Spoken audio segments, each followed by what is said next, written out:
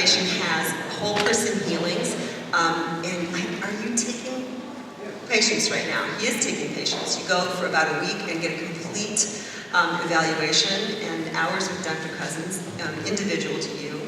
They have veganic vacations that you probably have seen on your list. They have educational programs, of which I am a result.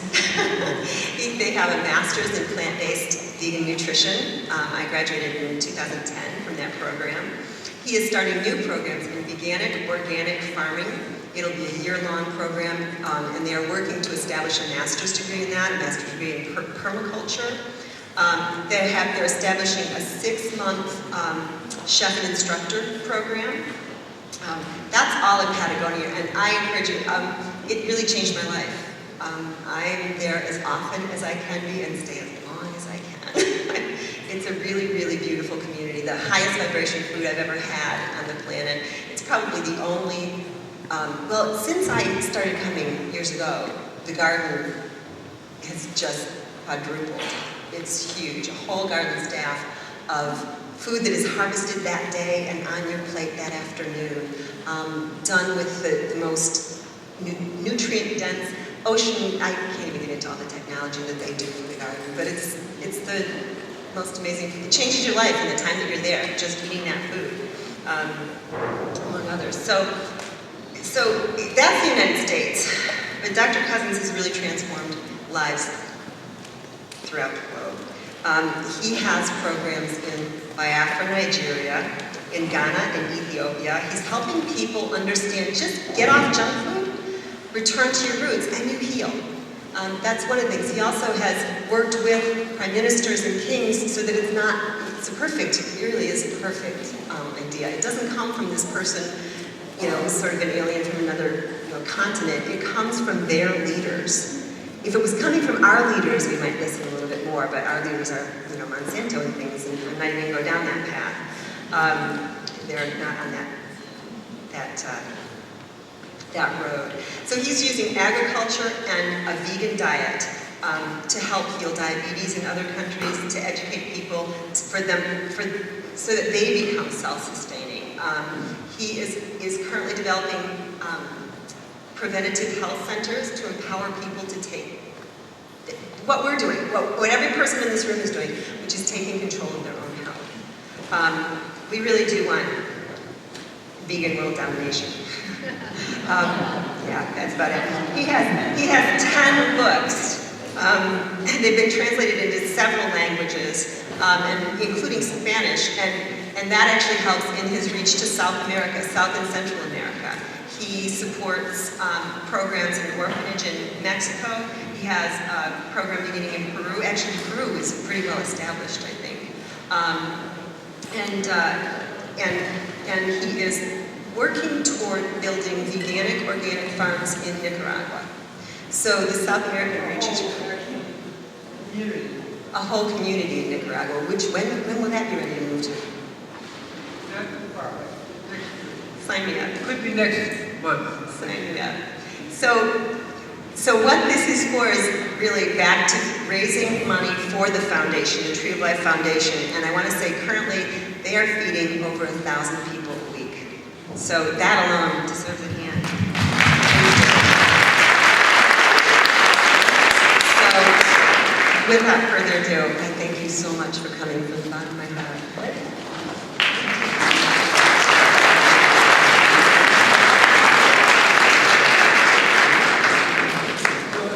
Really nice to be here.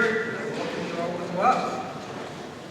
And just to clarify, as Cyndi pointed out, just in the center to our work, or my work, really our work, is to bring a consciousness of health and healing to the whole planet, specifically a plant-based nutrition to the whole planet, and everything is organized that way. They say Cyndi said we're working very actively. We actually have physical centers, structures, schools, gardens in Biafra, in Nigeria, Ghana, and in Ethiopia.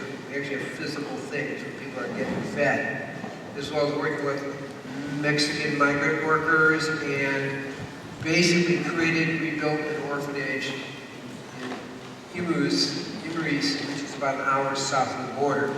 So it's happening, you know, and I want to say people are very, very open to this kind of change. They know it's going to heal their people, and they know it's going to bring kind of, particularly the diabetes, but it's not our lecture today, but diabetes is accelerated aging, put it that way.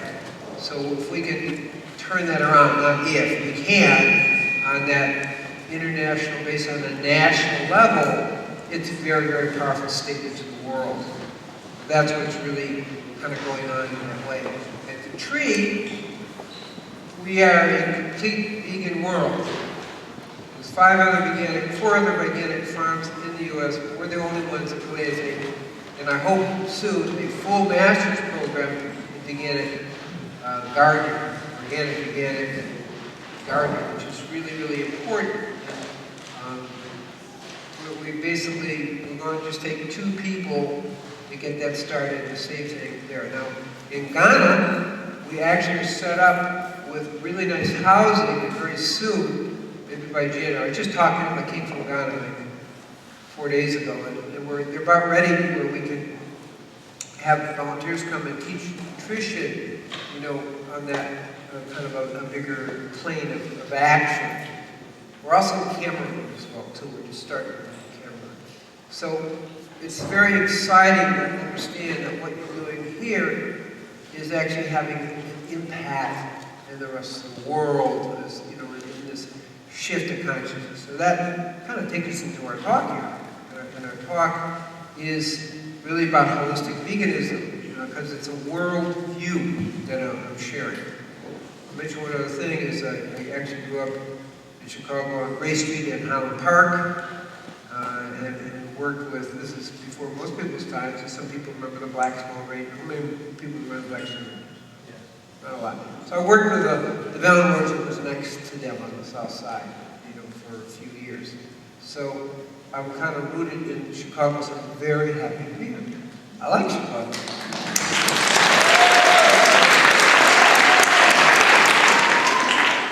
So that's kind of a little bit part of speaking.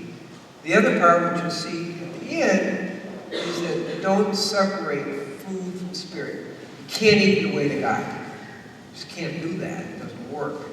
So that what I see throughout the world is that spirit has somehow been separated from life. And I'll make another statement. We're not going to talk a lot about obesity, but there's never enough food to feed a hungry soul. Think about that. So you're looking in the United States, 30% obesity, skyrocketing. And in Mexico, 82% of the diabetics are obese, and 48% are overweight. There's never enough food to feed a hungry soul. So part of our work is helping people within whatever their cultural setting is, and that's important, respecting that, to reconnect to spirit. In a world that's saying spirit doesn't matter, your soul doesn't matter, you're just a material goods owned by the state. Does anybody know what I'm talking about? Okay? This is really what's going on. You know, and then our work is, let's wake up. Let's get the whole picture. Return to spirit, return to the earth. They're not disconnected. So when we look at an ecological system that basically is saying, you know, we treat the earth as a business going out of business, if you follow what I'm saying. It's like, this is not a very helpful attitude. So when you're connected to spirit, you're also connected to the living planet. And when you're eating the live food, you know, vegan, plant-based, you're taking in the energy of the living earth, so you become much more connected. You know, just directly connected. Okay, you're not going through Kentucky Fried Chicken to connect. You know, where all the junk food is out there. That's not what's going on. It's a direct living connection. And so naturally, when we eat this, we'll be more connected. But more naturally, when you're reconnected to your own spirit, you naturally connect to the spirit of the living planet. That's the key. You know, just can't separate those out. So that's kind of the big picture of the work. And at the end today, we will have a special meditation called Chakra and I'll explain that a little bit later. First, I want to open with a prayer, which is about the merging of the heavens and the earth, which is really exactly what we're talking about. Okay? Spirit and body are connected. So here's the prayer, and just feel yourself being that merging of heavens and earth. Shini kud kushapi ushihente, bi ilu or ilu laya, shini kubanki. Ida shlo b'shem was your whole olam. Amen. Take a moment just to feel that.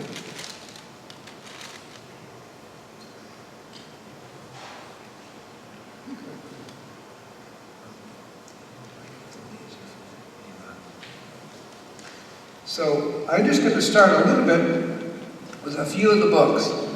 These actually are all translated into Spanish. As I say, I'm doing a lot. In fact, we're really soon going to have we are having our courses in conscious eating in Spanish.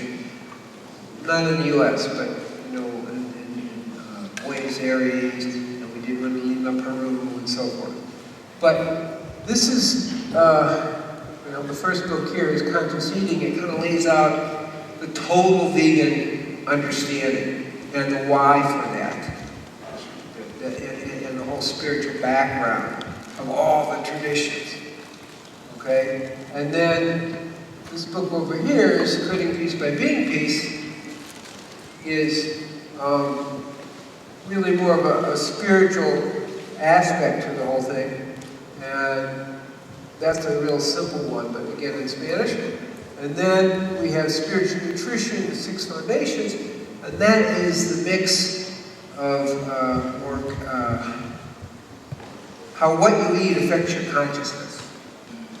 It affects your spiritual life. That's what it is in a variety of ways. And it really talks about the unfolding of Kundalini. Kundalini is the deep, primordial spiritual energy within every single person, within every single culture. And when you eat the way we're talking about, it helps you become a superconductor for activating that force. And the meditation we're going to do tonight involves what we call chakra, like the descent of grace that can activate that force. So stay tuned for that one. Okay. Rainbow Green Light Food Cuisine is kind of a companion book. This is more about chronic disease and how to turn off the composting button. Most people are composting. Okay, in other words, you're decomposing. Now, I don't want to say you are, but I'm saying in general what's going on in the world. I think people here are either have turned off that composting button or are getting ready to do that. Okay, and composting is accelerated aging. That's what that is. The other book that is in Spanish is There is a Cure for Diabetes. Now that's actually in a bunch of languages, because we've really made a breakthrough using a veganic, organic, low complex carbohydrate diet. Unbelievable, but in the new book, I data from 120 people, and we're running 61% of non-insulin dependent diabetics healing in 3 weeks. And you got to understand, the traditional teaching in every single medical school around the world is you can't heal diabetes, and it's a slow downhill descent to death, early death. Okay, so we're 3 weeks from turning it around. For people who are type 2 insulin dependent, it's 24%, and most amazing, type 1s, which is absolutely not healable. So 21% are healing in 3 weeks. Now, healing means no insulin, no blood sugar less than 100. So if you know anything about diabetes, you know, the traditional thing is if you're less than 100, you're fine, you're good. And if you're above 126, it's called, you're considered diabetic. So less than 100, no insulin. Pretty impressive. So it is possible. You can't do it the way they've been doing it, though. That's why they call it impossible. If you go in the wrong direction, guess what? You'll end up in the wrong direction. What is new about that? Okay. And so we're going in the right direction, and I'll talk just a little bit about that, but our results are really pretty exciting to help the world begin to shift. And I'm speaking at various medical schools around the world on that very issue. Just even changing the paradigm of possibility is a big deal. It's a big deal. So those are the books that were there. Okay. So this is our topic, evolutionary diet of the future. This is really the theme, what I'm sharing today, and why it's so important. Okay, holistic veganism, it's a total view of it. So, first, let's get this is not a new idea. I didn't really think about this. We started in this cycle of 6,000 years with the Anukis, and pretty much everyone was a live food vegan. It was a slightly different environment. It was like anywhere you go, you get to take a bite out of the neighboring plants. It's like living in a greenhouse. It was very, very powerful. And that's why you see it in Genesis 1:29, they recommend clearly a vegan life and diet. It's the seed of every herb of every seed, and a tree of a seed-bearing fruit. Basically, fruits and vegetables. Okay, is the diet. So, not a new thing. And then that's generally historically in there. And then we have the Pelagasians. How many people ever heard about the Pelagasians? Okay, well now you get to hear about it. Okay? So the Pelagasians lived about 3000 BC. Their average age, according to Herodotus, was 200 years. And they are completely live food. And I actually checked this out. I actually went to Greece, tried to figure out who are they, does anybody know anything about this? And I found it was in southern Greece, and they really did exist. And there's documentation. So then, from there, we have Akhenaten and Nefertiti. How many people know about them? Okay, so this is ancient Egypt.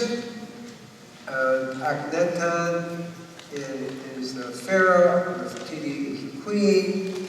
Next slide, please. And look what they did. This is them. Okay, Nefertiti, Akhenaten. Here's the sun, here are the greens. So they were actually teaching life foods. Okay? So that's like 2,300 years ago. In ancient Egypt. It was really powerful just to understand that. And then from that we have the Essenes who kind of emerge somewhere around 600 BC in the Mount Carmel region. And they were primarily, I'm going to say primarily vegetarian, vegan, and some live food. And Pythagoras, it was said in his biography that he studied with them. And he kept on enlightened, because again, they didn't separate from the spirit, and teaching live food. And from that time on, if you were a vegan, you were called a Pythagorean. Okay, until about 1944, when Donald Watson created the title Veganism, which is really about peace, is what his focus was. Ahimsa, do no harm. So that's kind of the background. Then Dr. Bertram Brinner in the 1890s reintroduced live foods. It kind of got lost around the 2000, around 70, 80, when the Romans kind of took over the scene. And he introduced it for healing. The Max Gerson, how many ever heard Max Gerson?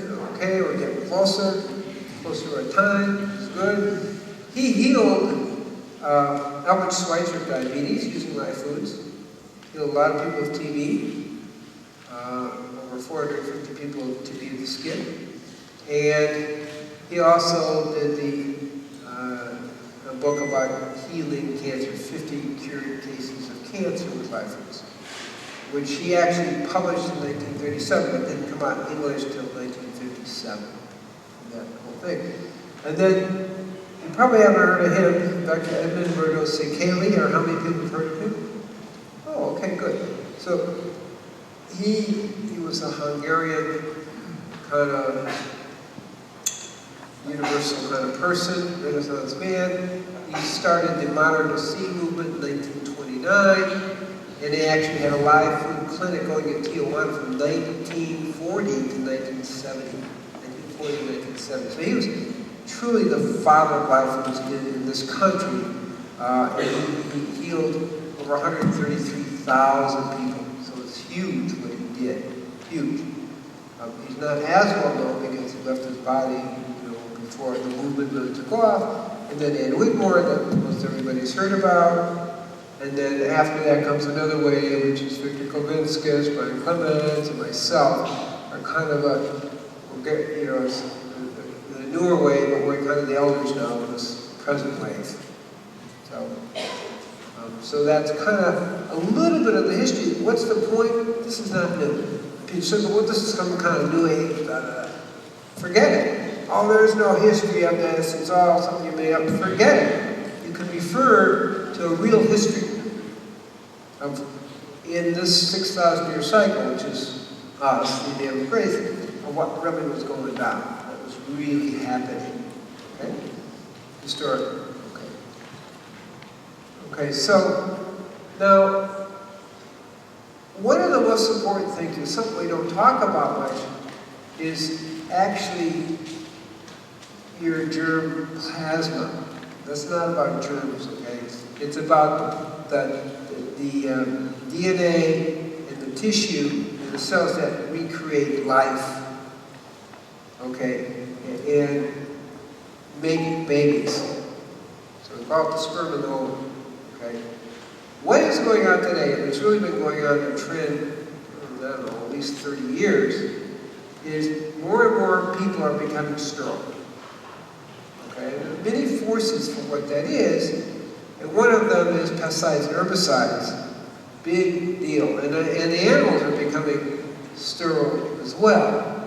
So that's one problem. And a more recent problem in that whole sterility disruption of germs is radiation.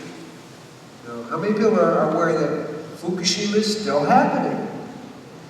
Okay? It's a big problem. I don't know exactly what they're doing or not doing, but very little data gets out. But all I can tell you is we're tracking it all over the world, and it's getting worse and worse and worse. Everywhere. There's no place that is free of radiation on the planet. What does that have to do with veganism? Here's the key, is that the lower you eat on the food chain, the less radiation you take in. You do fish, chicken, beef, they're higher up on the food chain, and they're about 30 times higher in the multiple levels of radiation, not just I-131. Big, big deal. So one of the things we're looking at as vegans, people eating low in the food chain, so are less exposed to pesticides and herbicides, which again about 30 times higher higher up in the food chain, okay? And radiation. So somewhat the survival of the germ cell is dependent on not taking in a lot of radiation and eating really organic and lower on the food chain. Even organic, it's got to have, there's still pollution going on. But of course you minimize it when you're eating organic versus commercial. So kind of looking at that whole picture, part of my work is how do you solve this problem? It's like we can eat good, but I can't make the radiation stop falling out of the air so easily. We will. Some research has been done, and actually we found a remedy that's a super oxygen and all the kind of homeopathic radioactive nucleotides. There's over 100 of them coming out of Fukushima. And we are finding something really amazing. So one bottle, at 12 drops a day, and which is 20 to 30 days, depending on how you do it, basically clears the radiation out of the body. And now this is what's amazing. It stays cleared out. We've been following it for at least 6 months now. People are not reaccumulating the radiation. radiation. So it's kind of mind-blowing. We're just getting it out there. We're following 25 people. We also are following people from Japan. And they're taking more time because their level of exposure is so in the billions, some people even trillions. It's like, this is, here most people, there's maybe thousands, okay? The thousands are going to clear up in 8 days, 20 days, something like that. So we actually have it available here. You only need one bottle, you only need to do it once as far as we can tell.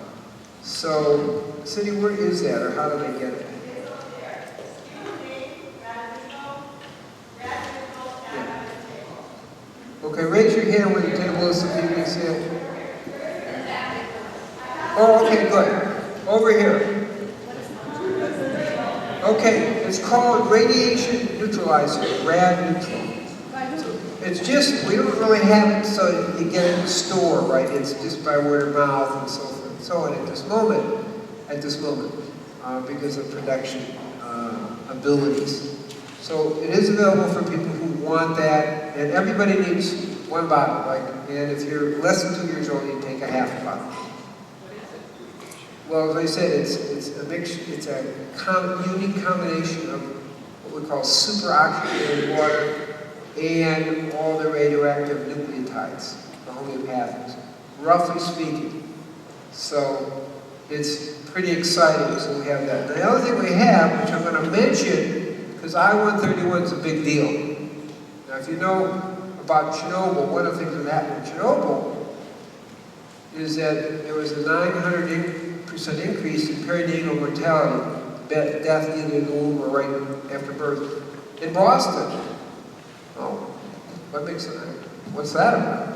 So what happens is the radioactive iodine is coming over on the airstreams, dropping on the grass, and the cows are eating it, and the mothers are trying to get milk for their kids, and they were bringing in a whole lot of very radioactive iodine to their kids, and they were being poisoned. But that's actually what really happened when they figured it out. But one of the things we're dealing with is radioactive iodine hasn't stopped happening. Okay? It's still happening because it's being released. And 97% of people in the United States are deficient in iodine, 97%. What does that mean? Well, if you're deficient, you're going to suck in the radioactive iodine. Okay? So we have one other thing I want to mention is aluminine. To deal with iodine deficiency. Don't think it's just for your thyroid. People who have adequate iodine, that's 3% of the population, and when you take this for 4 months, your IQ actually improves by 13 points. So it affects your brain, breast. Adequate iodine protects you from breast cysts and breast cancer.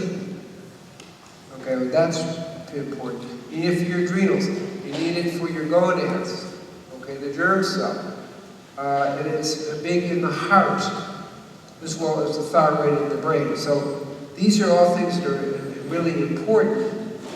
And so we have what we call scalar weight, which is super activated iodine. I believe that is available there too, right? Yes, yeah. So aluminine and that protection. And actually I'm using it in Africa a little bit because it kills malaria. Because iodine is an anti-parasitic, antibacterial, and antiviral. So it connects with everything. But one of my projected intentions is seriously to be able to eliminate the malaria. When we get enough money, we'll be able to do that. So those are things that are available. They're not really going to find in the store. So they're going to tip us. But the key, eat lower on the food chain, and that's why vegans are, the vegan diet is the diet of the future, because not everybody's going to make it because of all the high radiation exposure. So vegans, we want to reproduce, and I'm saying it actually seriously. I'm not joking about it. So this is Abraham Hoffer, he's still alive, he's in Vancouver. He started molecular work and so forth. And here's what he wrote in his book, Recent Intergenerational Research. From generation to generation, in animals and people has shown that on a uniformly poor diet, which is what we exist today, what is really happening if we just look at hyperactivity, okay, the offspring of each generation deteriorates.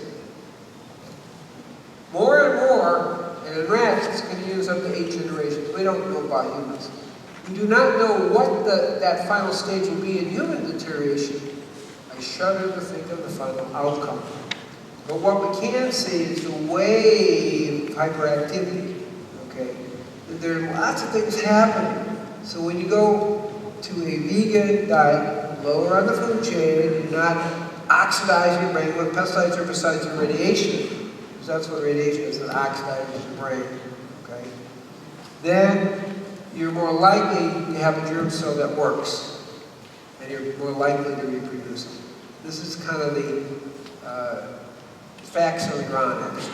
This is not an exaggeration, this is really what we're talking about. Next slide. So, now, Price and Pottinger did a lot of interesting research, and sometimes the meters quote that, but they're really misquoting it. So I'm going to tell you this so you can deal with that. What Price and Pottinger did, and I read the book about 3 times just to make sure I wasn't misunderstanding. It's like, how are they saying that? But this is not what they're talking about. They never talked about eating meat. What they talked about very, very explicitly is essentially a diet high in white flour, white sugar, and processed or cooked food. It was associated with degeneration of the germ cell strength and viability. I didn't say meat, remember? That's what people say. No, it's not that. It's white flour, white sugar, and junk food. And the United States would push a little bit more. And also Mexico, we have the orphanage, and they have a garden, and they have a sprout house, and there are all these things we built because we're moving that very explicitly. But in Africa, I'm really struggling on a bigger level, which everybody gets. Stop the junk food from America, okay, from the corporate world. Stop the Coca-Cola, It was really neat in Uganda, when I'm giving a talk at the local regional king. It's in the mid-Volta area, it's a lake there. And he says, Coca-Cola is poison. It's like, I didn't say that, he said that. And it's like, he's your king, listen, okay? So this is the point I'm making, is that people who are more connected to the earth, still more connected to spirit, actually know what's going on and get. And so this is the level that we're working on in that thing. And go vegan. Because we know, you're going to hear it a few times, vegan cuisine requires 1/7 of the food resources. So if you look at drought, okay, and the desertification that's going on, that's 20 million acres a year, and you get, the food is shrinking. So as a vegan, you need 1/7 of the resources, really maybe 1/10. But a vegan cuisine can literally feed 7 times more people. Well, that takes care of the whole starvation trip directly. So we're really, and abundance comes from that. If you can feed, abundance comes from that. And again, I'm talking Africa and also talking Mexico at this moment. And so we're really sponsoring organic farming, for your fruits and vegetables. Because that's really the key. It's not that hard. So this is it. Holistic veganism is best suited for the protection of the germ cell and survival of the species. And take that literally. Don't take that metaphorically. Take it literally. So how come? Well, preserves the germ cell. We talked about that. Preserves personal health. Pretty much across the board, we know that a vegan diet is going to give you far more protection. The research out there, good research, okay, not the exaggerated research. And we call it using meta-analysis, where they look like a bunch of studies. And that's mostly everything I'm reporting is a bunch of studies combined together. Shows that a meat-based diet is going to give you 30 to 50% more diabetes. It suggests, depending on the quality of meat, 10 to 20% more heart disease. It says decreasing your lifespan by a significant amount. And the research shows, and this is by a journal that's more meat-eating, shows that a vegan men live 7.2 years longer, and vegan women live 3.4 years longer. Don't ask me what the difference, why there's a difference. We're talking about statistics. But you live longer. But women, just wait a minute, you'll hear some good news when we get to it, when we talk about cholesterol. Okay, it's personal health. What about vitality and energy? Wow, over 10 major research projects since 1917 have shown that vegans have 2 to 3 times the amount of energy and endurance. 2 to 3 times the amount of energy and endurance. So, when I was a football player, may not look like what I've done, but when I was a football player, I was captain of an undefeated college team and National Football Hall of Fame, middle linebacker, I could do 70 push-ups. And when I was 60, about 10 years ago, I could do 601 push-ups after 25 years on a life-limiting diet. It does make a difference. So what does that compare to? 40-year gap, and I'm doing 9 times more. So how did that happen? Well, it happened because this does that.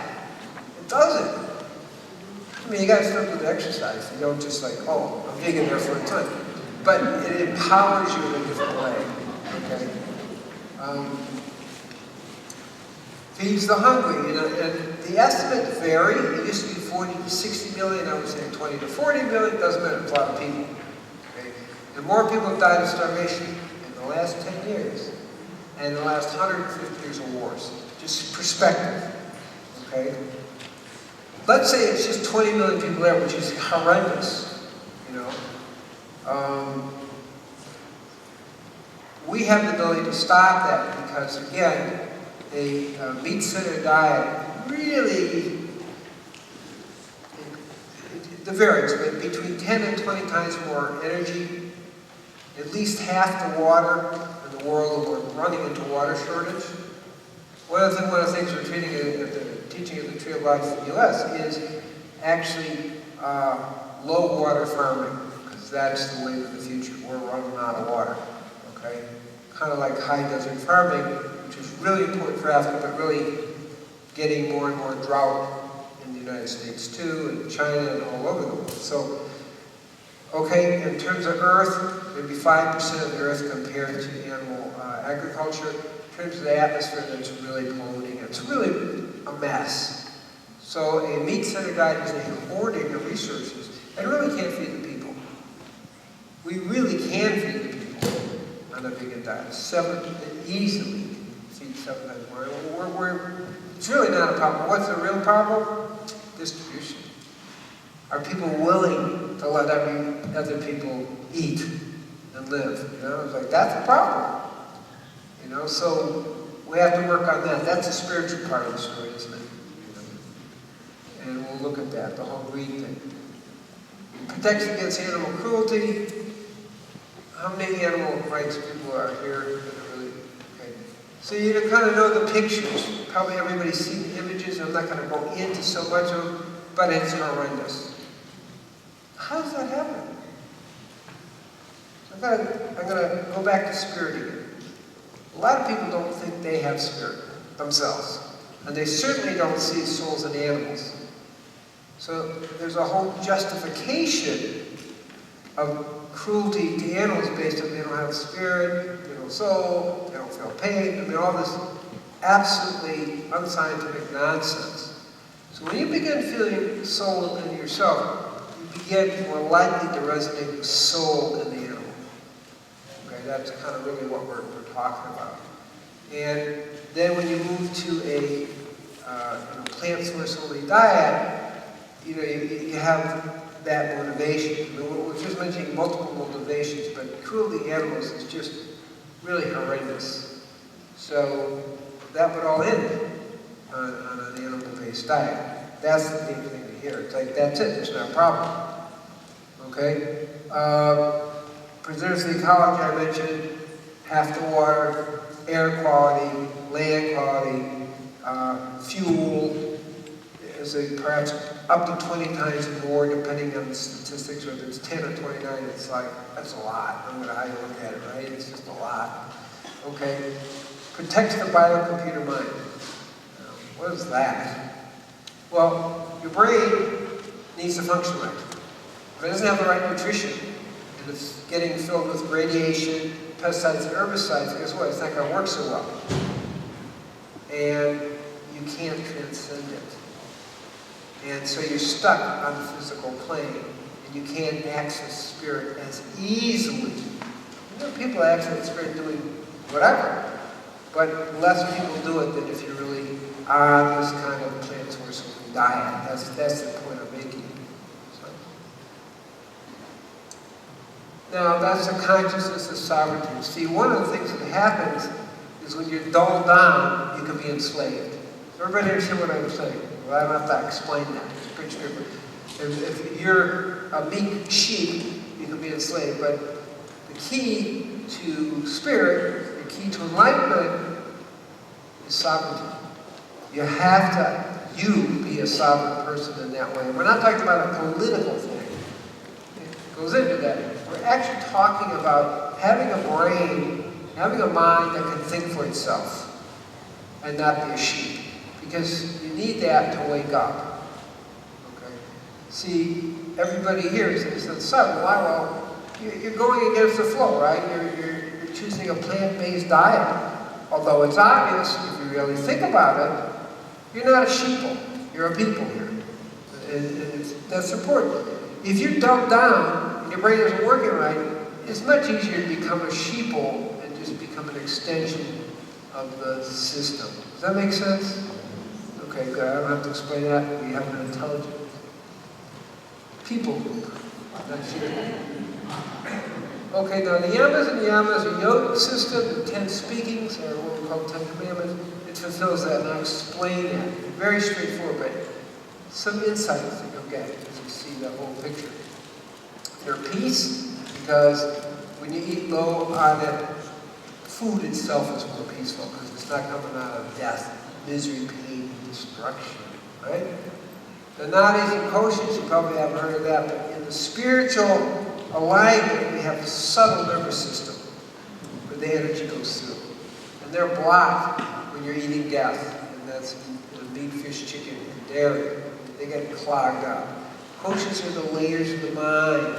And again, the energy of death kind of goes into it, and you block the flow. I'm not gonna, that's a whole other lecture, but I just want you to get the idea of what we're talking about. Because we want to become superconductors of the divine. And this is what this diet does. Okay? And because of that, it's the diet most associated with spirituality and enlightenment. And pretty much, not every tradition, but pretty much all the traditions.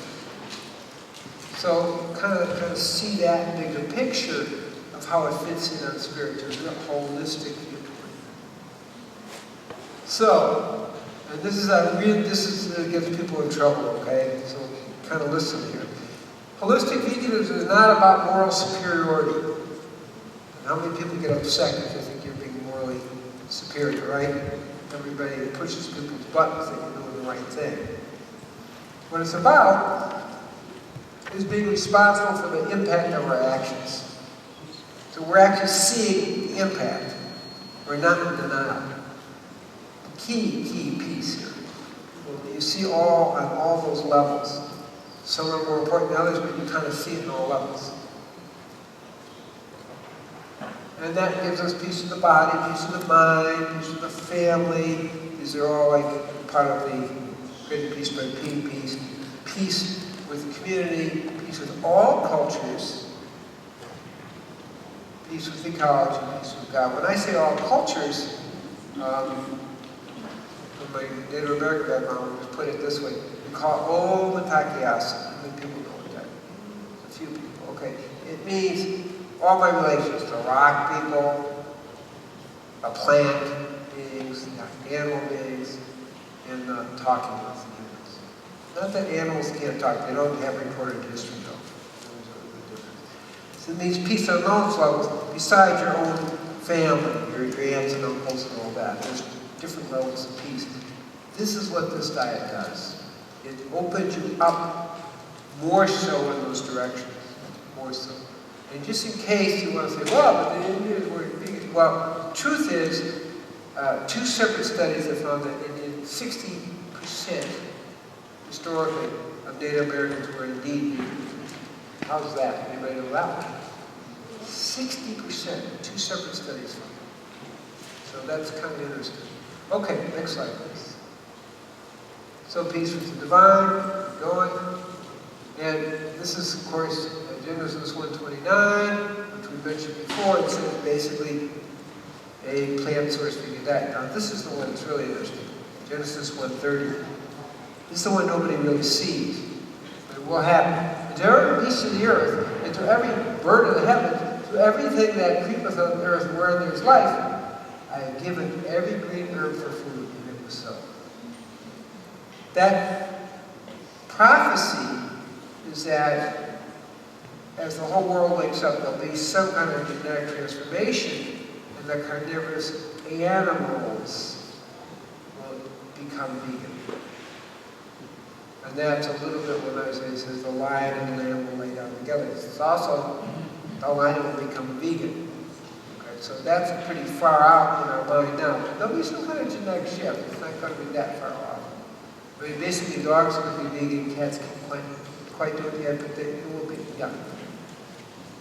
So look at these. These are the yama-niyamas, these 5. The Ahimsa means create the least amount of harm, and we have thou shalt not murder. Okay, well, that's pretty straightforward from the vegan point of view, right? And the next one is thou shalt not bear false witness, Sajam is truth. And see that the medieval world is kind of in a great deal of denial. That means keeps you from the truth. And that's what we're going to talk about. You see, I sent you, not stealing. Thou shalt not steal. And we steal from the animals, steal their fur, skin, life, life purpose, their soul, stealing a lot. Brahmacharya, control sexual energy. So, thou shalt not commit adultery is actually just translated in my book, Torah's a Guide to Enlightenment. I make it clear, it's sexual perversion. And you'll see in a minute that the way animals are treated, it has a significant amount of sexual perversion in it. Well, I just mentioned it. So you have all the female animals getting, artificial insemination, because they're no longer operating in ways of nature, but they're just on the production line. Okay, and then how do you think they get the semen for the artificial insemination? Okay, so that's another level of sexual perversion most people think about. Okay, so we're evolving, that kind of manipulation of the genitals both ways is truly a high level of cross-species sexual perversion. So that's that one, and then parigrahas, when I'm reading this, should not covet, what we're talking about is the pollution. So the animal agriculture industry is creating a huge pollution, 1.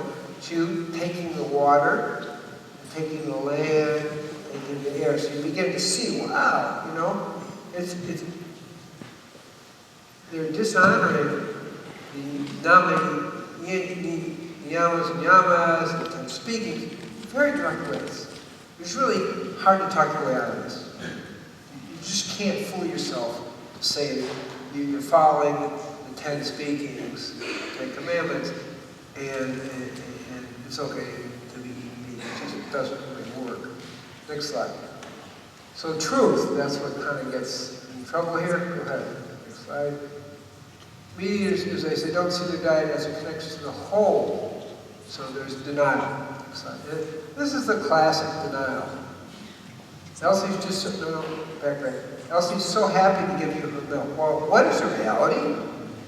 It used to be the cows gave about 2,000 gallons a year. The average age was about 30, 25 to 30. Now cows are being milked to death, literally being milked to death. About 50,000 gallons per cow per year. and they're dying at age 3 to 5, like as a teenager. You see? So you now cut their lifespan almost by a factor of 10. This is what I mean. And she's not smiling about that. Okay? She's not really very happy. Because, you know, but we create the lie, the big denial. That's what I'm talking about. And then ascendja. Well, we steal the milk, body, skin, fur, life purpose. Animals have a life purpose, so they have a soul, and they have a life purpose that's been totally disrupted by this ascendja. I mean, yeah, okay. And here's the brahmacharya. Well, I think your father was a big turkey bastard. And then here we see it. Okay, next slide. And then thou shalt not covet. And of course, we're looking at thou shalt not pollute the commons, which is going on. So people are stealing the resources. I have a right to do that. It's the common. Our water belongs to everybody. It doesn't belong to some public, private corporation. This is what's really going on, and it has to stop. Looks like. Perfect. Okay, and this is why we're doing the farming we're doing, because we have to learn how to grow with drip irrigation and minimal water use rather than wasting. So that's part of what we're teaching in our organic program. This kind of thing. Okay. So what do we got? Decreases animal farms. If we cut them out. Decreases earth destruction. Increases local organic farming. It's really exciting what's going on in that way. And actually, I really invite you to come to see. I mean, as I said, we're a total vegan experience. That's what we call it, veganification. But you can hang out with veganic farms and say, well, how do you do this? Well, it's really pretty easy. And our production is equal to or 10% better. Our production is equal to or 10% better. But our food is way better. Okay. So this is it. Livestock consume 50 to 70% of the grain of petroleum. So that's what's wasted in this research. Next slide. 20 million acres of new desert each year. Well, okay. So we're ahead of the curve teaching desert farming. Skinning the earth a lot. This is what actually, people don't quite get it. You're in Chicago, got lots of water, not really a big problem, but you wait. Okay. Next slide. You know, the debate on global warming is, you know, being weight. That's really secondary to carbon dioxide in the air. It used to be 280 parts per million. Now there's 385 parts per million. There isn't enough oxygen because there's too much carbon dioxide. See what I'm saying here? And it's increasing by 3 parts per million. It's like, wow, this isn't good. We're going to run out of oxygen. We've gone from 38% oxygen 200 years ago, okay, down to 19, and now we're in cities we're close to 12, which is low oxygen is connected to cancer. Just so you know that. And so the lower the oxygen, the more chronic disease, cancer, candida, things like that, because they thrive in a low oxygen environment. So it's not a small thing to have less oxygen in the air. We're slowly suffocating. And the primary cause is, again, animal agriculture. Out of order. The brain don't work efficiently, the biocomputer mind is compromised. Okay, peace with all cultures. I love this picture. You don't see that often. Very good slide. Okay, this is peace of the mind. And now this gets us into the issue of food in the mind. Obviously one of my specialties, spiritual nutrition. What we eat affects our consciousness, affects the functioning of our mind, affects our thoughts, and affects obviously our actions. Okay? And yoga, there's a teaching, yoga inserti virti nirodha, means meditation or yoga is stilling the activities, virtues of the mind. Yoga is still an activity you might know. Get what I'm saying, because then you'll get, when we get to the next point, right, everything's a sequence, right? So, there's just not talking randomly here. The next point is when you take in animal flesh. You're taking in the pain, misery, fear, terror of that animal, and the adrenaline, and the chemistry of death. You're taking it into your system. You don't think that agitates your mind? Of course it's going to agitate your mind. So when you're taking in this, you're getting a host of really destructive negative vibrations that affect your consciousness. Okay? That's what we're talking about. Besides clogging the nadis, which are your subtle energetic pathways, clogging the dosha, bringing energy of death into the system. So it's like, oh, this is pretty serious. You get it on a subtle level. Subtle. This is subtle, it's not gross. Most people don't even know what nadis are, but they do exist. It's subtle channels. So, just what I said, okay, energy of death blocks the flow of the divine energy in our cells. That's what we're talking about in this life. Okay, so it's animal-based foods set up chaotic vibrations. That's what we're talking about, because of their misery and their suffering and so forth. And I just mentioned that. Next slide. And food is a love note from God. Well, what kind of love is it when you're taking in pain and misery? The food we're talking about, the love note, is plant-based food.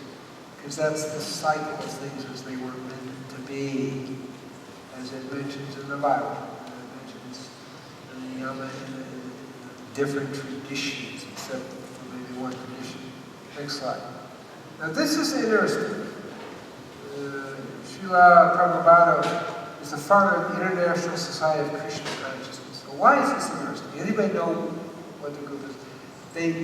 They believe you should drink milk. Okay, because Christians drank milk a few thousand years ago. Now here's a guy, he's not alive anymore, who's saying, wait a second, I'm the head of this. I started this. And all you need is fruits and vegetables, you don't need dairy. I throw that in because that's really interesting. You know, that's a direct quote from him, from his food preparer. Okay? So this is actually one of my spiritual teachers, Swami Prakashananda, and basically the teaching that I'm sharing with you is when we kill animals, we create pain, misery, and fear. When we eat the flesh of these animals, that pain, misery, and fear goes into us, creating diseases and illness. It's exactly what we've been talking about. Okay, now I've kind of dealt with some of the holistic areas in a different way. I'm now going to start centering in on what kind of diet. Okay, we've talked general. How do we get specific here? How do we get specific? So this is actually some research. And how many people know Dr. Bernard? And so he's really good. Okay, and here's one of the researchers that showed, this is about the treatment of diabetes, that if you go on a vegan diet, you're going to get a 46% reduction in medication versus about 26% on the traditional American Diabetic Association. So no, they start at about 160, 163, 160, they drop either to 125, 128. So this is my diet. This is 22 weeks. 22 weeks. This is 3 weeks. We have a 3-week program. We're fast tracking. So first, we come in with a lot more sick people. We're talking about the average person comes with not 160, but 247. And then after 3 weeks, we're not talking dropping to 126. We're talking dropping to 86, which is almost perfect. So that's kind of interesting. And weight loss, actually, I've had people lose up to 46 pounds in 3 weeks. I just never know what's going to happen. I had one chief shaman from Alaska lost 25 pounds in a week. But that's not our goal. We're not a weight loss program. It does happen. On the average, it's about 18 pounds in 3 weeks without trying. You know, it's just not our focus. But when you eat healthy, your body it does what it's supposed to do and goes through its natural way. That's really what it's about. So what we're looking at is 97% off all medications. I said off, I didn't say reduction. So even within the vegan world, which I think is great, what he did, we moved to a whole other level with this approach. And you get it important because I really need to hear this one point that I'm going to make. We're just warming up to it. Okay. So this is my results of diabetes. I mentioned before, 100% are off all medication. For the non-insulin dependent, we're doing 61% of the people healed. And for type 2 burnout, meaning they're not producing insulin anymore, we're looking at 86% coming off all medications, 86% and 24% being healed. For type 1, as I mentioned, pretty impossible, but we're getting 21% healed in 3 weeks, more healed later. And in my new book, I explain actually why this is so. It wasn't so obvious to me why it was so, but I've kind of begun to get it sorted out and starting to make, I have a whole theory, which I call the chronic diabetes degenerative syndrome, which is accelerated aging for type 2, and type 1, which is autoimmune, why we're able to get the results. And there is very good reasons. Okay, so it's actually not a fluke, even though I first thought it was a fluke. Okay? And so this is what we're seeing here, but we're going to focus on this. Next slide, please. We're getting closer to the reality. How many people have heard of Dr. Esselstyn? Okay, good. So Dr. Esselstyn and Dr. Ornish, some people heard Dr. Ornish, he did good research. Okay? They did the 10% low-fat diet, right? That's what they did. And look at the results. First of all, the triglycerides, which are fatty substances that are connected to heart disease, dramatically decrease on my diet, which is this is important, 25 to 45% plant-based diets. Really, really important point versus 10%. You'll get it because it could save your life. You get it, okay? We're going to spend some time talking about that. So my diet's 25 to 45%. And not a whole lot of carbs, 25 to 35% versus 60 to 70%. So what we're talking about is the triglycerides being 173, 232, we got 69, which is the healthy zone. Like, the others are actually considered red line danger zones. Okay. And so really high carbohydrates will raise your triglycerides. That's a part of my diabetes lecture. I'm not going to... Every sentence I'm saying has a whole page, right? But we can't go there for each thing. But 69 is good. It's a super healthy range. And now we look at cholesterol. Now, he used statins. You know what statins are? Cholesterol-lowering drugs. So Esselstyn, in his actual research, not in his book, I don't think he mentions he uses statins. I don't recommend the use of statins. But he did, with the use of statins and 10%, get people down to 137, okay, cholesterol. That actually isn't good. And you'll see in a moment why it isn't good. Our people come in at 159 on a 25 to 45% fat diet, and Ornish's actually his cholesterol is higher on a 10% fat diet. So that's interesting. He did use a little egg and yogurt, but I don't think that's significant. The significant thing really is all the diets lower the cholesterol, all of that's lower the triglycerides, and they all have something in common. What do they have in common? They're whole, organic, okay? You got that organic, no fresh food, no trans fatty acids, which is the main thing that's associated with heart disease. No white flour, no white sugar, no junk food, no fast food, and no processed food. They all share that in common. Maybe that's why it worked. Because what we see with Ornish's, which is very well done, and actually a lot more than Esselstyn's work, which is only 11 people, is that he was able to really show you can reverse the atherosclerotic process. So that was really exciting, that what he found. But this may be the reason. Going back to normal diet. Okay. So, but this is what we're looking at now. Nuts, seeds, avocados, olives, all the things that low-fat dieters can do. So, I'm making this point because for longevity and for the treatment of diabetes, you got to drop your carbohydrates. So in our diet, we just choose leafy greens, green vegetables, and sprouts. Now, if you do that, and you drop your carbs to 25, 35%, well, what else are you going to eat? So then I said, what else are we going to eat? Well, you can't raise protein because that's not good for you. Excess protein, we know is not good. Well, we got fat left. So I began doing some research and said, well, is there a problem with fat? And you're going to see there's a problem with not getting enough fat. Get what I just said? There's a problem with not getting enough animal-based fat. Now, we're not talking about trans fats. We're not talking about animal fats. We're talking about plant-based fats. That's a different kind of fat. Okay? And as you're seeing here, we get dramatic results in a very short time. You know, that's the same works over 5 years. Ours is in 3 weeks. We're dropping when we're getting these results. What's going on? Well, we have lower carbohydrates and higher animal-based fats. So that's the key of a shift in your diet. Now, I actually got onto this in the early 80s. As I got into life food in the early 80s, I saw that a whole bunch of people who were vegan life fooders were actually deficient in omega-3s, and it was affecting their mental state on lots of levels, which we'll see in a minute, their cognition, their memories. I saw something was really wrong, and it took me a while to figure out, oh, it's low omega-3s and low cholesterol. You hear what I just said? Low cholesterol? It's a problem.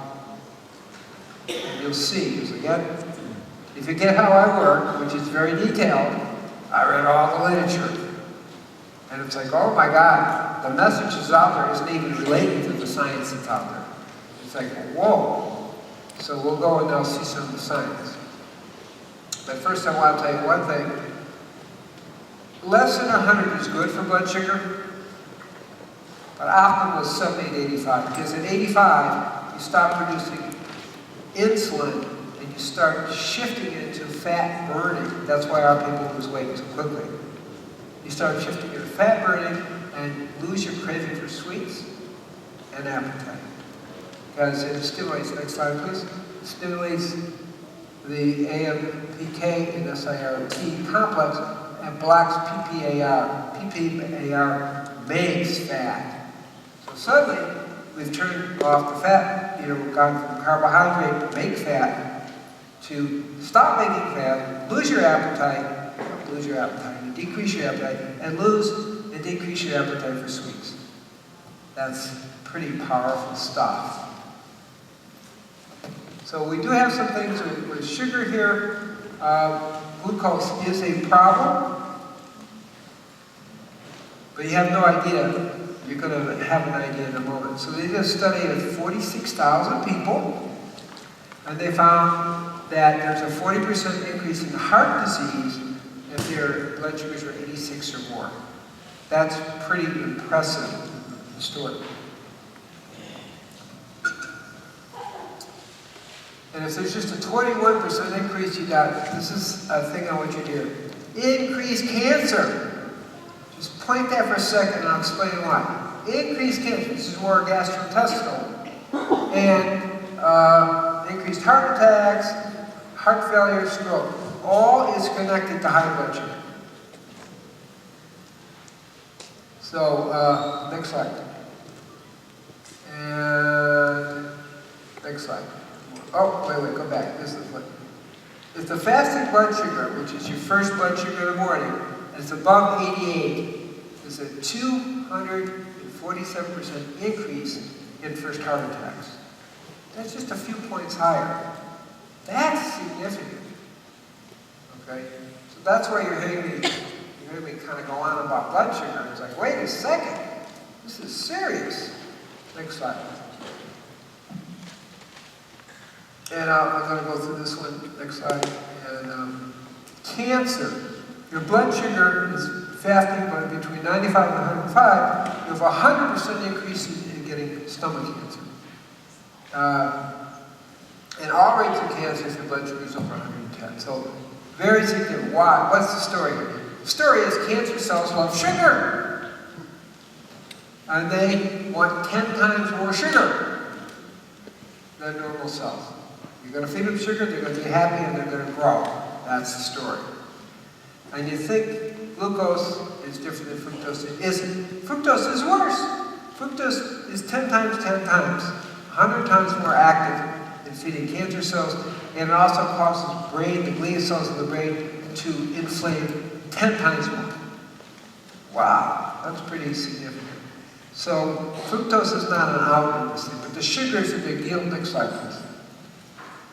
So this is the chronic diabetes degenerative syndrome, and really, people think diabetes, and I'm thinking spiking. Your first year blood sugars were high, if you measure even less than 100, you're still going to do it. Spiking is, you have an normal blood sugar and your sugar shoots up, comes down. Well, that spiking causes all the same problems as straight diabetes. And it doesn't seem to be that different, which is really surprising. So you'll see what I mean by spiking in a second. Next slide, please. So this is a normal blood sugar glucose test. And actually, Cyndi was mentioning I do whole person healings, and I actually am increasing that as part of what I'm doing right now. So we're open to seeing a lot. Well, one thing we do on every single person is do a glucose tolerance test, which is we do in-house. And so we really begin to see much more the pattern of what goes on.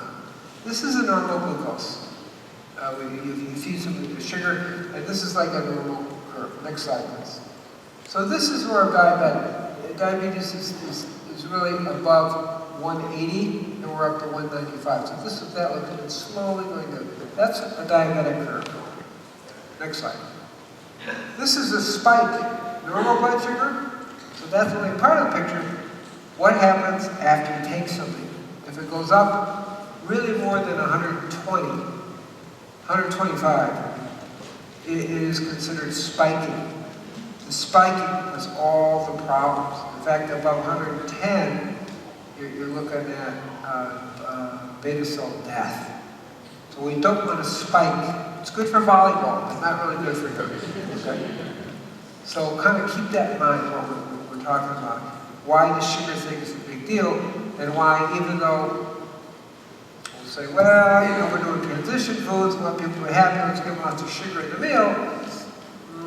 It's not really that much better. Sugar is still sugar, even if it's a fruit. Next slide. So, I'm not going to do all these. There's 81 different ones, but we have obesity, hypoglycemia, diabetes. Next slide. I'm just pointing out the few big ones. Increases cholesterol.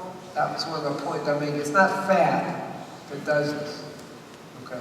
Increases triglyceride. It's not fat that does this. Basic story is you take carbohydrate, it goes in to do that, the body secretes insulin stores carbohydrate and triglycerides. So that's where you get the rise in triglycerides. That's what's going on. Next slide. It pulls calcium out of the system. You see a lot of vegan kids eat a lot of sugar, a lot of cavities. Because you're pulling calcium out of the bones, including the teeth. Next slide. Okay. This is very important. Advanced glycation in products is the key to aging. And what it is where sugar combines naturally with fat or protein. And that unnatural thing creates lots of free radicals and starts to coat all the different organ systems, including arteries. Next slide. So we've got free radicals, and then this is the key. I do a lot of mental wellness work, okay? So I'm looking at anxiety, I'm looking at depression. I have a book called Depression Free for Life, where we're healing 90% of the people. No medications. So I got people off medications, no medications, and we're getting 90% results. And partly it's the sugars, it's not the whole thing, but partly. Anxiety, depression, depletion of neurotransmitters, significant stuff. Next slide. And then we're stomach acid. Next slide. Kidney damage and increasing PMS, alcoholism. These are all things that really happen. We do a lot of work with alcohols once people are off alcohol. We're not a center where we do alcohol, taking people off. Once you're off, so again, hyperactivity, anxiety, difficult concentrating, pancreas, the children, they're all things that start to happen when you're doing the sugar trip. Next slide. So here's what I want you to get. Fructose is not a whole lot different. Here's the key with fructose. It's metabolized differently. It's metabolized in the liver. It's the main cause of non-alcoholic fatty liver degeneration. So it's like right up there in terms of death from liver disease. Okay, so that's one thing that you have to get. The second thing is it disorders the hormones, which are, I'm just giving you the names so I explain it. It's leptin and insulin. It disorganizes the hormone balance in the system, therefore causes it causes diabetes. And it also blocks the leptin signal. And leptin says, stop eating sugar, decrease your eating, and burn fat. That's a good signal, isn't it? You want to have that in your body saying, hey, stop eating so much, don't crave sweets, and burn fat. That's what leptin does. Fructose blocks that signal. So that's a problem. Next slide. Keep going. And we keep going with that too. And this is the diabetes. Okay, next slide. Keep going. And the rate of diabetes has been significant because the rate of high fructose corn syrup has increased by 2,100%. Okay, good enough. Okay. So, they're metabolized differently. Next slide. And that's a non-alcoholic liver. Keep going. Just to the next slide, and to the next slide, and the next slide, and next slide, and next slide, next slide. Keep going. So I've explained all these things. And let's keep going to where I want to get to. Stop. No, keep going. One more time. One more slide. One more slide. Now, I want you to hear, I'm not really against fructose. What's happening today is people are having 81 grams of fructose. What's safe is 15 to 25 grams. So you can have fruit, just don't have a whole bunch of it. That's all. So that's like a pineapple or, that kind of thing. So 2 apples. Just a modest amount of fruit works in our today's world. So we're not saying don't eat fruit. So don't hear that. Okay, next slide. Next slide. Next slide. Next slide. Here we go. So excess fructose is associated with diabetes, chronic diabetes degenerative syndrome, it's associated with heart disease, high blood pressure, obesity, gout. It really causes a lot of uric acid, which causes gout, kidney stones, again the accelerated aging, non-alcoholic fatty liver disease, brain inflammation, cancer, and accelerated aging. This is what you get from fructose. So obviously it's not a great alternative. Okay. A little bit is okay, a lot isn't. So now, keep going through this. This is references, so just so you know that this is well-based, not just theory. You go, this is cholesterol. Lots of work on cholesterol. I'm going to sum it up really simple. Lots of work on cholesterol, you may say. So I'm going to make a few very interesting statements. Okay, first, just get this. Women who have a higher cholesterol live longer. You hear what I just said? High cholesterol is good for women. Isn't that interesting? So what do I mean? They did a study in Norway, and they studied 52,000 people there, and they found that women with a cholesterol of 273, okay, had 28% less mortality and increased lifespan. You see what I just said? And there are other studies that have repeated that too. But I'm not going to go through it. You saw that list. I mean, there's pages of references. Admit it didn't make that much difference. So the fundamental statements I'm going to make, and then I'm going to end with in this little section, cholesterol, is it doesn't matter if people eat the most amount of fat and the least amount of fat, had equal amount of heart disease. There was no difference in the rate of heart disease between a cholesterol of 260 and 160. That's pretty amazing, because you've been hearing something really different, right?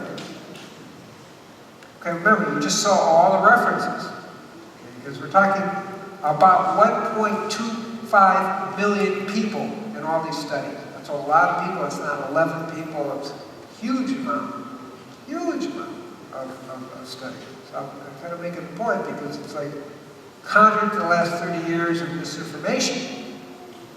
Okay? Now I won't go into how that happened, but okay, next slide, please. So, keep going. That's the no rate. Okay. Here's 21 studies with 3,400 adults.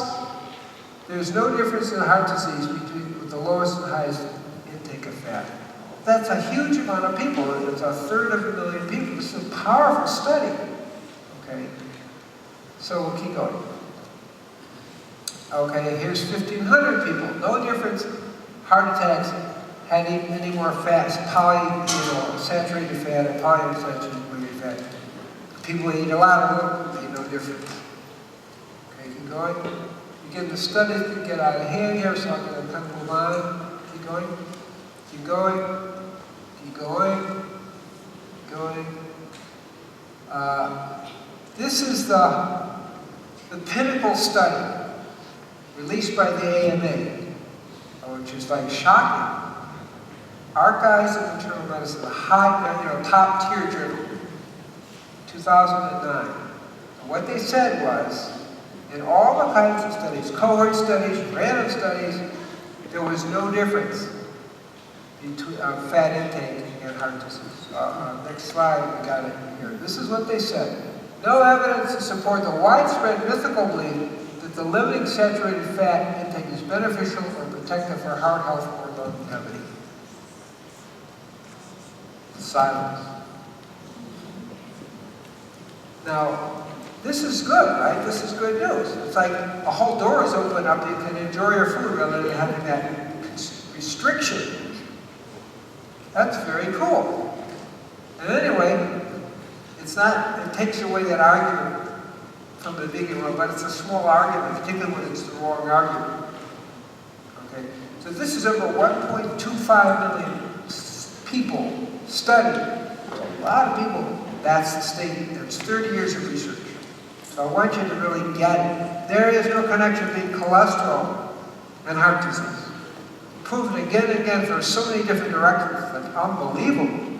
So how did this happen that we got into this low fat? I don't know.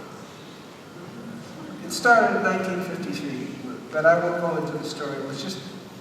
It just caught on because it seemed logical, but it's not. Heart disease is very directly related to blood sugar and not particularly related to cholesterol at all. A little bit to triglycerides. Okay, so that should be enough to blow your minds for a little bit, right? But no, having avocados, olives, nuts and seeds, it's like, well, that opens up your universe a little bit. You're not so constricted. It's really a mood for vegans. It's a really good mood. But there's more to the story. Let's go. Okay. Low cholesterol has got problems. What are the problems? Increased rates of suicide. I actually knew that in the 60s. The lowest level of cholesterol is going to give you 6 times more suicide. Because you need cholesterol for your brain to work right. That's why you need it. So you increase suicide, increased aggression, increased violence, increased accidents, increased depression. But that's a lot of stuff, isn't it? Okay? So this is what I want you to hear. It's like, wait a second. Low cholesterol is a problem. Not a benefit. It's a problem. You don't have enough fat to make your brain work. Your brain's 50% fat. Oh, okay. And increased Parkinson's disease, that's really decreased memory. Not good. Next slide. So here are the things. Depression, violent behavior, stroke, hormonal imbalances, accidents, memory loss, Parkinson's. So These are things that really happen. So, again, hyperactivity, anxiety, difficult concentrating, crankiness in children, they're all things that start to happen when you're doing the sugar trip. Next slide. So here's what I want you to get. Fructose is not a whole lot different. Here's the key with fructose. It's metabolized differently. It's metabolized in the liver. And it's the main cause of non-alcoholic fatty liver degeneration. So it's like right up there in terms of death from liver disease. Okay, so that's one thing that you have to get. The second thing is it disorders the hormones, which are, I'll just give you the names so I'll explain it. It's leptin and insulin. It disorganizes the hormone balance in the system, therefore causes it causes diabetes. And it also blocks the leptin signal. And leptin says, stop eating sugar, decrease your eating, and burn fat. That's a good signal, isn't it? You want to have that in your body saying, hey, stop eating so much, don't crave sweets, and burn fat. That's what leptin does. Fructose blocks that signal. So that's a problem. Next slide. Keep going. And you keep going with that too. And this is the diabetes. Okay, next slide. Keep going. And the rate of diabetes has been significant because the rate of high fructose corn syrup has increased by 2,100%. Okay, good enough. Okay. So, they're metabolized differently. Next slide. And that's a non-alcoholic liver. And keep going. Just to the next slide, and to the next slide, and the next slide, and next slide, and next slide, next slide. Keep going. So I've explained all these things. Let's keep going to where I want to get to. Stop. No, keep going. One more time. One more slide. One more slide. Now, I want you to hear, I'm not really against fructose.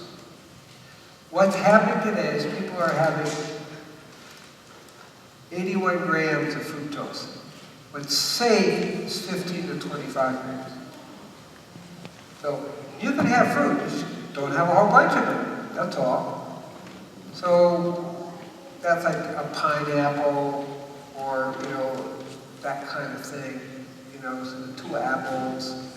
Just a modest amount of fruit works in our today's world. So we're not saying don't eat fruit. So don't hear that. Okay, next slide. Next slide. Next slide. Next slide. Here we go. So excess fructose is associated with diabetes, chronic diabetes degenerative syndrome. It's associated with heart disease, high blood pressure, obesity, gout. It's really causes a lot of uric acid, which causes gout, kidney stones, again the accelerated aging, non-alcoholic fatty liver disease, brain inflammation, cancer, and accelerated aging. This is what you get from fructose. So obviously it's not the great alternative. Okay. A little bit is okay, a lot isn't. So now, keep going through this. This is references, so just so you know that this is well-based, not just a theory. You go, this is cholesterol. Lots of work on cholesterol. I'm going to sum it up really simple. Lots of work on cholesterol, you can say. So I'm going to make a few very interesting statements. Okay, first, just get this. Women who have a higher cholesterol live longer. Hear what I just said. High cholesterol is good for women. Isn't it interesting? So what do I mean? They did a study in Norway, and they studied 52,000 people there, and they found that women with a cholesterol of 273, okay, had 28% less mortality and increased lifespan. You see what I just said? And there are other studies that have repeated that too. I'm not going to go through it. You saw that list. I mean, there's pages of references. Admit it didn't make that much difference. So the fundamental statements I'm going to make, and then I'm going to end with in this little section, cholesterol, is it doesn't matter. The people who ate the most amount of fat and the least amount of fat had equal amount of heart disease. There was no difference in the rate of heart disease between a cholesterol of 260 and 160. That's pretty amazing, because you've been hearing something really different, right?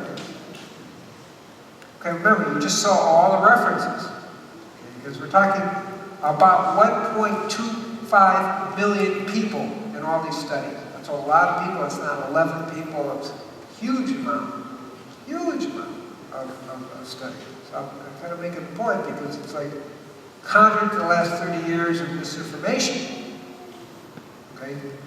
Now I won't go into how that happened, but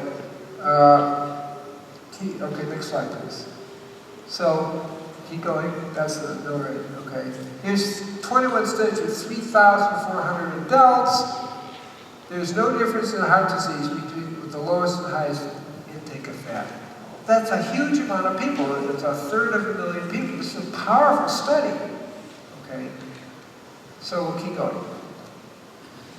Okay, here's 1,500 people. No difference. Heart attacks had any more fat, saturated fat and polyunsaturated fat. People who eat a lot of them, made no difference. Okay, keep going. Again, the studies can get out of hand here, so I'm going to kind of move on. Keep going. Keep going. Keep going. Keep going. This is the pinnacle study released by the AMA, which is like shocking. Archives of Internal Medicine, the top tier journal, 2009. And what they said was, in all the kinds of studies, cohort studies, random studies, there was no difference between fat intake and heart disease. Next slide, we got it here. This is what they said. No evidence to support the widespread mythical belief that the limiting saturated fat intake is beneficial or protective for heart health or longevity.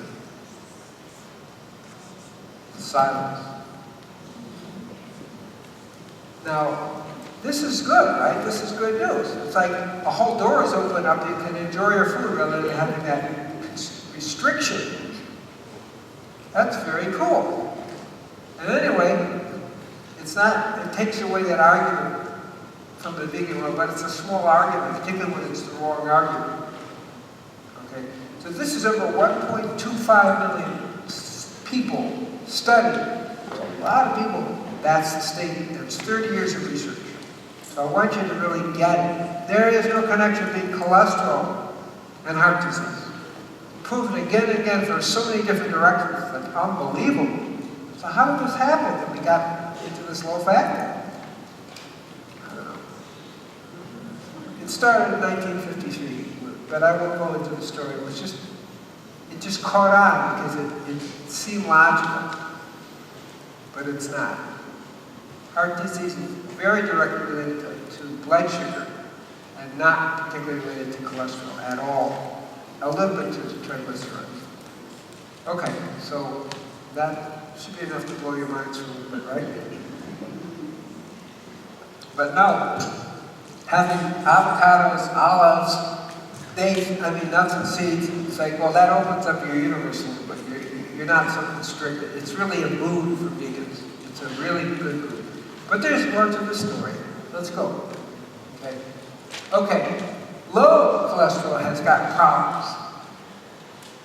What are the problems? Increased rates of suicide. I actually knew that in the 60s. The lowest level of cholesterol is going to give you 6 times more suicide. Because you need cholesterol for your brain to work right. That's what you need. So you increase suicide, increase aggression, increased violence, increased accidents, increased depression. But that's a lot of stuff, isn't it? Okay? So this is what I want you to hear. It's like, wait a second. Low cholesterol is a problem. Not a benefit. It's a problem. You don't have enough fat to make your brain work. Your brain's 50% fat. Oh, okay. And increased Parkinson's disease, decreased memory. Not good. Next slide. So here are the things, depression, violent behavior, stroke, hormonal imbalances, accidents, memory loss, Parkinson's. So these are things that really happen. So, you're on. In congestive heart failure, the traditional medical way of treating it is no salt, no water, and so on. Could you speak to the causes and a correct protocol for someone with congestive heart failure? Interesting question. So, I see a certain amount of people with congestive heart failure in my everyday holistic healings. And I also say with age, I see people, their hearts are a little weaker. So I have a variety of herbs, but your most important thing is CoQ10, which incidentally the statins block. They're blocking CoQ10. So I don't like to give dosages, but really congestive heart failure takes us up to almost 600 milligrams IUs per day of that. The other thing that people need almost universally is magnesium. Those are your two big players. Aside from that, I have a variety of herbs, things that do that. Vitamin C is the third thing that's really important. So those are three big players, but our work is to strengthen the function of the heart wall, which we do, which we can do with a variety of herbs that from different traditions. Yes, Dr. Cousens, I would like to know your opinion on healing the children with autism, whether you have any experience in dealing with autistic population, and also in terms of the diet, does the diet you recommend would have to be modified, maybe higher fat content to heal the brain, or maybe you have some even, witnessed the healing of autism? Yeah. I'm not an expert in autism, but I will definitely have had some good results for the little I've done, and the vegan diet helps a lot, live food diet. I found that blue-green algae, E3 is extraordinarily helpful, and then when you bring a lot of things back into balance, it's good. Get the kids off sugar, because they all almost have candida. So those are a few starting points, right? It's not so easy, as you well know. The vegan families that have babies, 0 to 12 months and 12 months to 24 months, what's the recommendations that we give them? How to feed the babies, infants and toddlers? I think the good news is one of my master's students, actually two of them, did a study with 116 vegan live food parents. What we found is the vegan mothers gave birth to kids that were in the upper 10% of height and upper 25% of weight. That's interesting. And after 4 years, they remained in the upper 25% of height and weight, which is really good. So first, you can do that. One of the things is that all the kids need B12, and we benefit also from vitamin D3. And as you look at mother's milk, it's about 2 to 6% protein, and about, as you saw there, 54% fat. So I would kind of follow that, follow the ratios for mother's milk. But I would give a lot more minerals in the story. Those are kind of general things. I would stay away from cow's milk. Particularly in the first 3 months, because the rate of type 1 diabetes is 11 to 13 times higher in kids that have cow's milk. So there are some formulas for that you can really make to, seed milks and nut milks. How about the soy-based formulas? If they're organic and hopefully... Okay, so the answer is it's an important thing. The whole thing with soy is a big deal, okay? So we need it's a great question. So first of all, soy milk, organic or not, and I doubt we can get really organic soy milk because of the cross-contamination. It's like 92% of soy is GMO, okay? Second problem is 1 bottle of soy milk is equal to 2 to 5 birth control pills. So it's very high in estrogen. Not really a good thing. Okay. Third, it cuts down sperm production by 50%. Fourth, it blocks thyroid function. Okay. Fifth, it's been part of some major studies that show it actually, you get 2.6 times more Alzheimer's disease and significant brain cell loss after even 5 years on a high soy thing. So it's not something I would want to feed to any child. Your best options are really your nut and seed milks. Thank you. Okay, and keep that in mind for adults with the soy too. You know, it's definitely not a good thing. And the other thing is, all soy is cooked. All cooked soy produces MSG. All soy is cooked. All cooked soy produces MSG. So this came up with the issue of Bragg's. Anybody know Bragg's? Okay. So people kept saying, the Ginger Bragg's putting MSG in the thing, because I'm sensitive to MSG, I'm getting sick. And of course she wasn't, but it's cooked soy. And it was producing a certain amount of MSG, and more sensitive people were feeling it. Soy just isn't what you'll ever want to take. And all due respect to Bragg's and everything else, there's a lot of problems. So, and it is cooked food. I do have a question, but if I could ask you about the soy now, what about fermented soy? Is that also? Well, from my point of view, yes. Other people may feel slightly different. But if it's not broken, you don't need it. Nobody's going to die from a soy deficiency.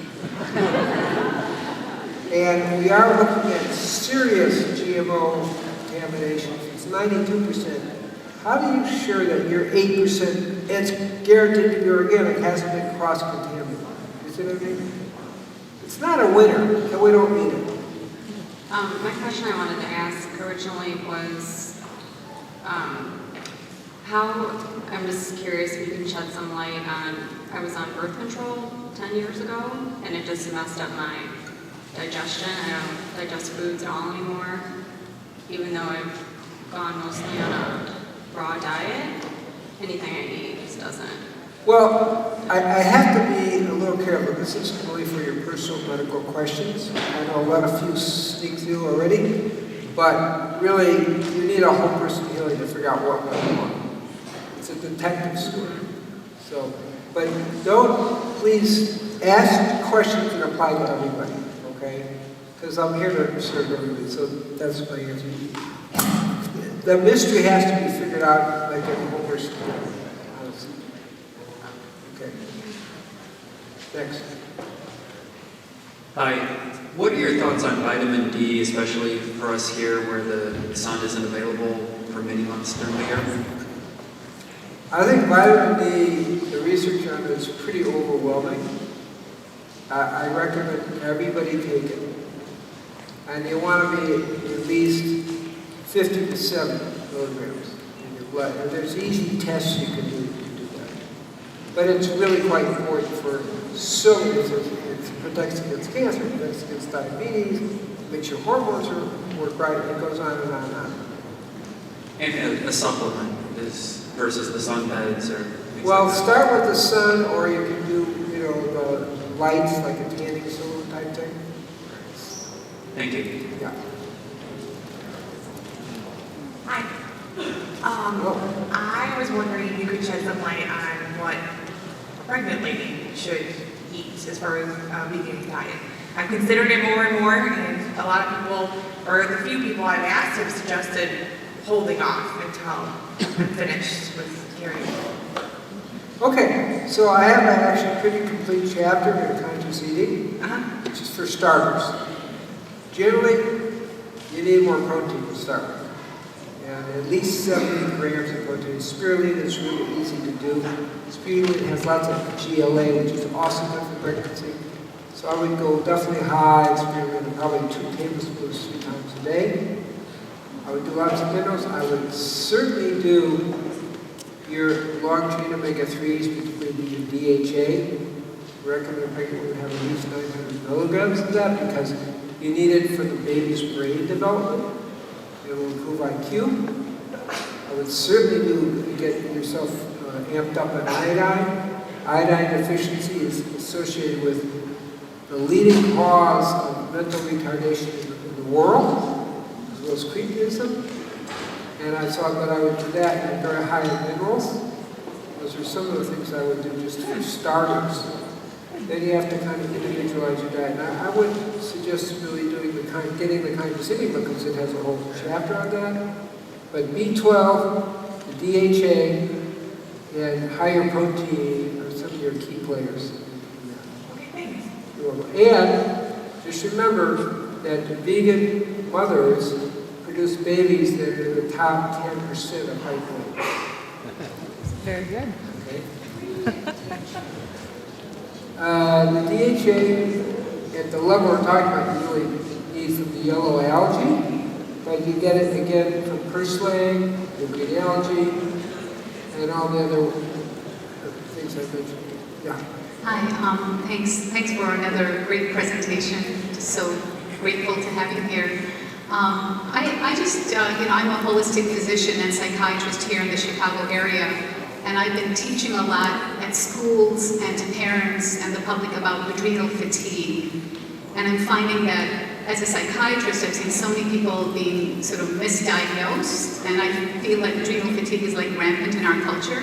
So it seems to me like what you're saying today would say make them all raw live foods because they'll have more energy. But could you comment specifically on adrenal fatigue and some of the treatments you recommend for that? Because I know it's a pretty broad area.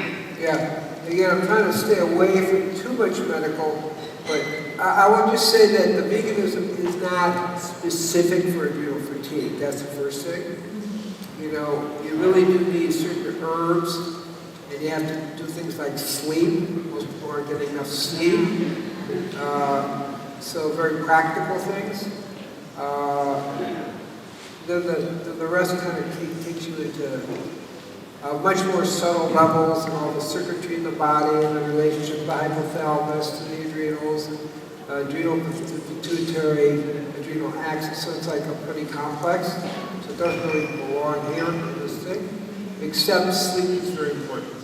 Yeah, I was just at a medical conference the last few days, as you know, and they were talking about how people should just get by on like 3 hours of sleep and 4 hours of sleep. It was just scary, because people are so sleep deprived. Who said that? The medical doctors. It was like, oh my God.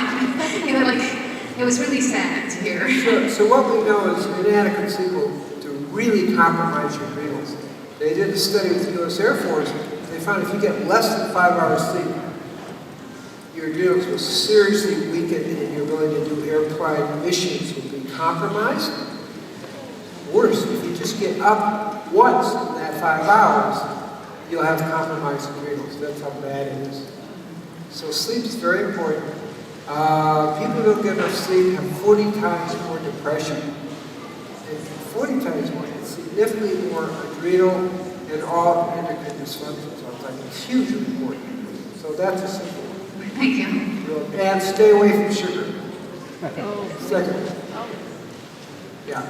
My question is about, there's a lot of people in the raw food community, and I have some personal clients as well that have done a low glycemic raw vegan diet, and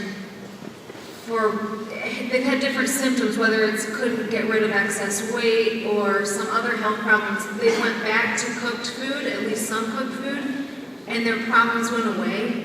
And so my question is, for somebody like, for example, that is on a low glycemic, raw, organic diet and can't lose weight, I guess my question is, one, why would adding cooked food change that? Why would it get better when they add cooked food?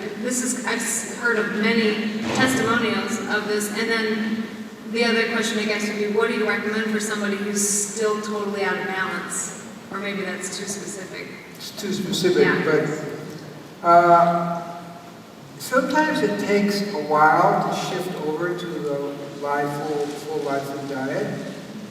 And the cooked food kind of acts as a buffer for that. It also definitely puts on weight. Yeah. And that's probably because it's cooked, so it's in a sense, you got a lot more sugar in that, and sugar is the key to putting on weight. But what I'm saying, these people are having the opposite. They're gaining weight on the raw food diet, and then they add 20-30% cooked, and they lose weight. I don't see that much happening. Okay. It's an interesting question. And I can't, since I'm so used to seeing the other way, which is gaining weight on cooked food and losing it on that, the only thing I can say is basically in life, once you kind of go to your optimal weight, and maybe they were moving towards their optimal weight. That's the only thing I can think of. And that may not even fit the situation. The only other thing I can think of is there's a tendency for low thyroidism to show up more on a raw food diet, vegan diet, and that when they go back to cooked food, that it kind of somehow covers up or creates some thyroid stimulation. It doesn't heal it, but maybe so on a organic vegan live food, you may have more hypothyroidism showing up, therefore would be associated with weight gain. That makes sense. Does that make sense? Yeah. That's just a theory, of course. But since I haven't seen what you say, I can't answer it fully, but my guess, what I'm thinking about, is that may be what we're talking about. Okay, yeah, that helps. And then just really quick, if you put coconut oil on your skin, like as a moisturizer, and you eat it too, can you get too much fat that way? If you're, using the healthy fats, but also... Again, in my research with 120 people is showing 25 to 45% fat is fine. Some people, there's a new book out saying a 70% fat diet is what you want to go to. I mean, can you get too much fat? That kind of depends on you and your metabolism. I wouldn't worry about it unless you're really, because really carbohydrates are what make you gain weight. That's well established. Fat doesn't make you fat, carbohydrates make you fat. You see what I'm saying? It's a little tricky. Yeah.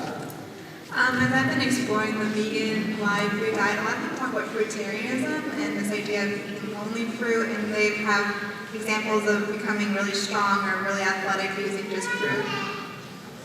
Is there any evidence to this, or what's causing them to be so good at what they're doing with the fruit diet, or why is it a good idea? Well, next year I'll be talking about how to individualize your diet. And why I emphasize 1.25 million, not 11, or not 22, or even 100, is you're always going to have a little bit of exception. So, in general, with the fruitarian diet, a small percentage of that, of the population can actually do well on a fruitarian diet. So I don't say I don't say 100% no to fruitarian. But a small percentage, we don't really have the statistics, 1%, 2% do well. And that's because they're extreme slow oxidizers, and they actually need more sugar to actually improve their performance. Okay? Slow or fast? Did you say slow? They have to be slow oxidizers. Slow, not fast oxidizers. So, going with what you just said, those people are going to have improved performance. But the people who really need more protein will have less improved performance. And what the story comes down to is we are unique, we are individual, and there is that percentage who can actually do well on a fruitarian diet. Now when they've done what we call kind of group studies, Johnny Loveless took a bunch of people down to the Kama, and they all had a fruitarian diet. It was a complete disaster. Okay, people got sick, women became infertile, kids were born that were mentally retarded. It was like really bad in 1 year. In Australia, a natural hygiene person did the same thing. It took them 3 years to get the disastrous results of high amounts of mentally retarded kids, poor mental functioning, poor physical functioning, in general for the whole group. A lot of emotional imbalance, and so he just, as John Lovelace did, he just discontinued the experiment for 3 years because so many people had been hurt. Now, does that say you shouldn't have a fruitarian? It says this amount of people can be successful, and they say, if it's good for me, it must be good for you. And I'm saying, no, that's not true. If it's good for you, it's good for you. Because you're unique metabolism, but it may not be good for the other 99%. Does that make sense? Yeah, thank you. And that explains why you have a few people saying, oh, I'm doing so athletic, and it's true for them. Can you speak to the issues of the recent Stanford diet or Stanford study that they were talking about? Organic was the same as conventional? I actually haven't read that. There's a tremendous amount of, let's say, industry-driven research. Because I think the evidence in general has been that organic food has at least double the amount of nutrients. And pesticides and herbicides generally have been shown not to be good for you. If you're exposed a lot, you have 7 times more Parkinson's disease. Now I know when I'm treating hyperactivity, 15% of the kids are going to improve just taking them off junk food and commercial food and putting them on organic food.